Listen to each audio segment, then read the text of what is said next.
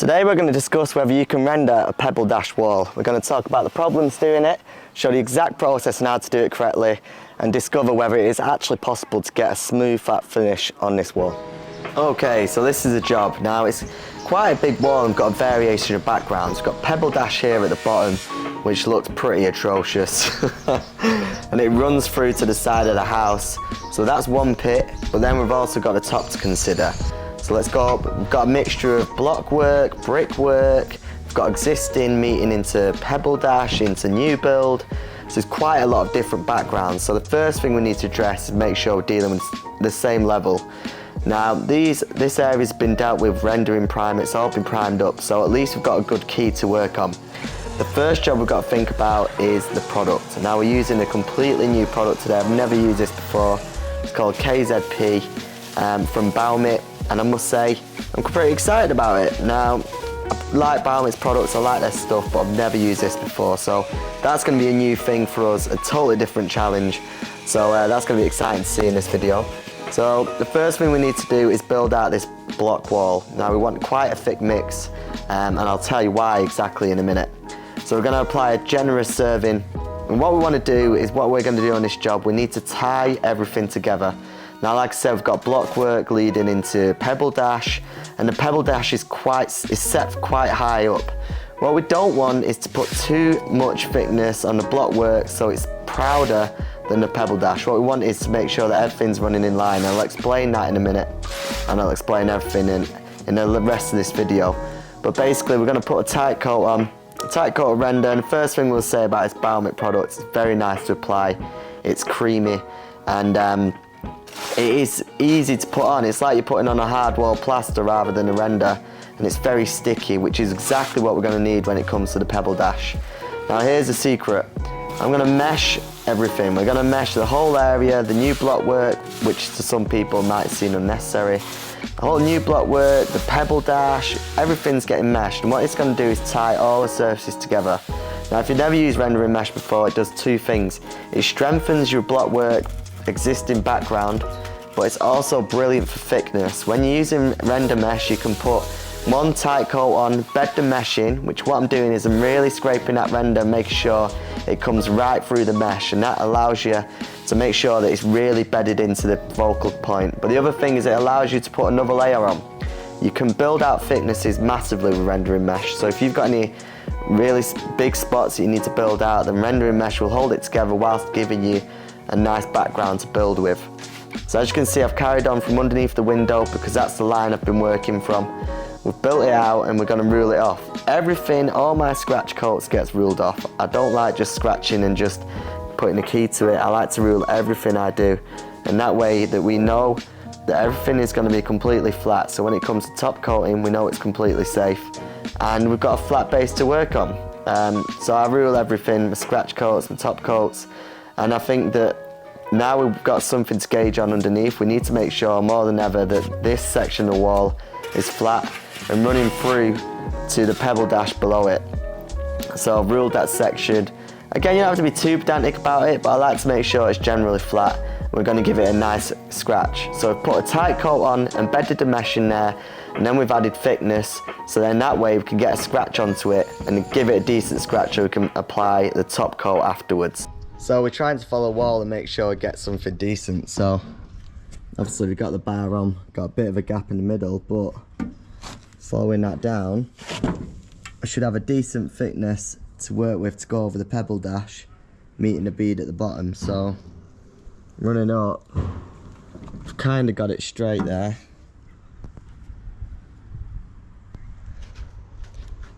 So we've got a pretty good base to work off, but now when we come to the bottom, we've got room to go over the Pebbledash as well. Now that's the first section done, and that wall is now meeting to the Pebbledash below. Now we're going to get a big mix on. Now the reason we're getting a big mix on is because it's time to apply the render to the Pebbledash. Here's what the problem is. Pebbledash with the stone sticks out really far, so you're going to eat a lot of render. And the big problem is you need to make sure that if you are going to use and render onto Pebbledash, you need to make sure it's secure.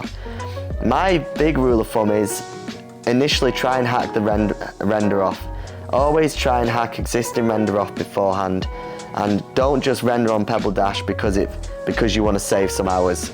Seriously, if this will come off, do it. The problem is with this job, it was so strong onto the existing brickwork that when it came to hacking it off, it was ripping all the bricks out. So we go over it, which is possible, but the first rule is to make sure that you make sure it can be hacked off, and if it is solid, we're meshing it. Like we did in the last section, applied quite a decent coat, and then we're going to bed a big layer of mesh into it.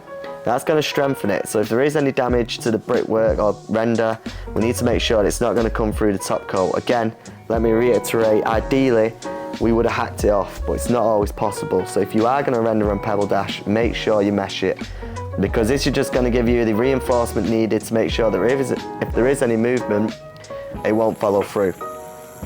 And the problem is here, you want to make sure you've got a decent scratch. This is just passable. If you are going to render onto Pebbledash, make sure you can scratch it on top of the mesh.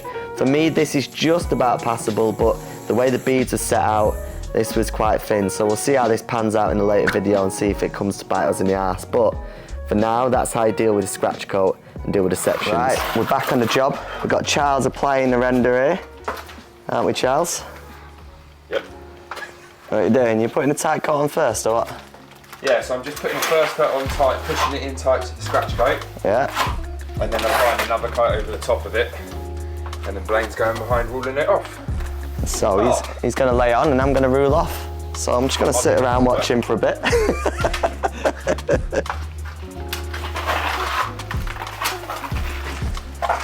So I've got Charles running in and I'm ruling off from behind. I must admit, this stuff is nice to rule. So we literally just, I'll let him get ahead and then we can work behind. And with 2 people, the amount of time you save, it's unbelievable.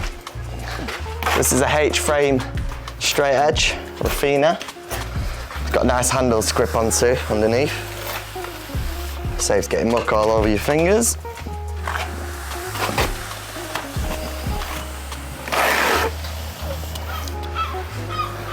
Now we're going to do a silicone top, so we only need to do a float finish on this. It's got a little section here that's low, so we're going to fill it up as we go.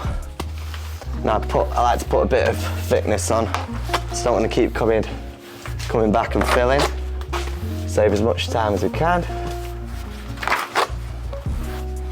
Get that bit on. And the bottoms, we've got a slight bell cast, so we have to form that as we go. Alright, get that off. Get it nice and flat. Okay, so now it's time for the next level, and first thing, when the sun's out like this, we really need to spray the walls down. Spray them down with lots of water. I've also set up a big tarp to prevent the sun from directly obliterating the render. Now what I will show you in the rest of this video is how surprising this rendering system holds up against sunlight, but I'm going to expose that in the rest of this video, and I must say I'm very surprised at it. But what we are doing now is, as we're working together, we're both applying a big section of render, and then we're going to rule it off, but we're going to find out and see how this rendering system copes with the sun. So it's ruling off, but the reason we started at the bottom is to avoid the sun. The sun doesn't hit the bottom as much as the top, so we're just trying to keep the render as dry as possible. As wet as possible, sorry. So we're just kind of following the sun. So top left at the bottom seemed like the best bet. But everything's obviously sheeted up now, so it's a lot better. What we're learning with this stuff is you don't want the mix to be too thick because it starts to pull and sag, especially when you're ruling. So you want the mix on the KZP to be not runny, but definitely not on the thicker side. It just pulls and tears. So we're just still ruling off, building. This is quite a thick section actually, the bead to bead here, it's quite thick. So we're just going to carry that down and hopefully be floating within an hour and a half, hopefully. We'll see. But we're about 3/4 of the way there. So we're going to the last bit now. Last stretch, Charles. Losing the will to live. As I said, this is a fairly new product for me, so I think the big test will be see what it looks like when it floats. That's going to be the big test. When you come back down, obviously it's been a little while since we started, so we'll have to see how it floats up once we whack a bit of water on. So yeah, I'll get this done and then straight on it, down there. Now this has obviously been quite a big hit and it's quite a big area to cover. So what you really need to do is make sure that when you're ruling, everything is really, really flat. And like I said, if you can, just get yourself out of the sun and do so, because that will really obliterate your results if it dries out too fast. Here we go, got a Subway delivered. Happy days. Quick bite on that, look at that. Look at that bad boy. Whew, it's nice. Now, I'm a bit torn with the KZP. I don't know if I love it, to be honest. I think it tears a bit when you're ruling off. So the big test is going to be when we spray this down and flow it up. So we've got the whole side on. So then we're going to, like we say, give it a good spray and give it a power float, see what happens. So let's do that in a minute. So pretty solid at the moment. I'm hoping we spray it up, bring it back. So let's check. Give it a good blitz with the water. Charlie did do a test run with this before. It seems to be all right. Let's have a quick look. Look at that, lovely. Come right back. Maybe this way it redeems itself, who knows? Now we only need a float finish here because we're going to be using silicone as a top coat, so. What's that, mate? Yeah, I'm going to use power float. I'm trying to do a test run. I'm filming and he comes in and interrupts. I'm joking. It's annoying, isn't it? 4 stars. Got a major problem. Major problem. The power float. The lead needs pushed in when we're using it. Pain in the ass. But Charles going to fix it, aren't you, Charles?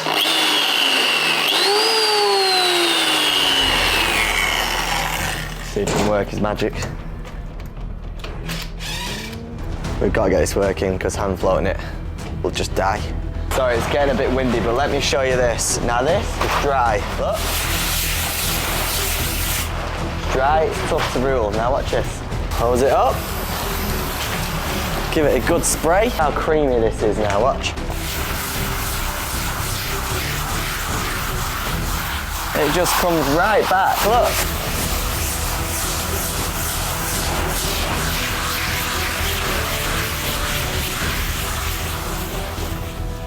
Apply a bit of pressure.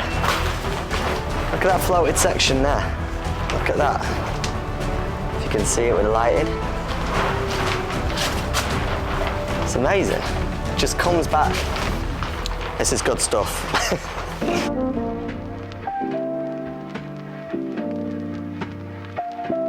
You've got a bit for the power float.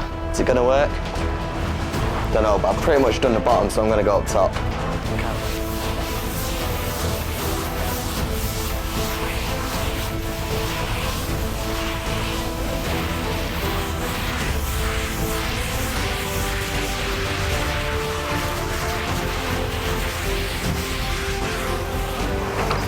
Right, Charlie's done his magic. It's been an hour. It doesn't work.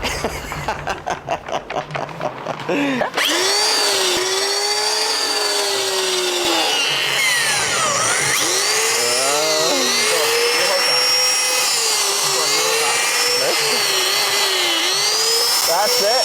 It's fixed. I think he failed. The worst part of any rendering job. Underneath the bloody soffit. On my hands and knees. All the way down there. Hello, Charlie.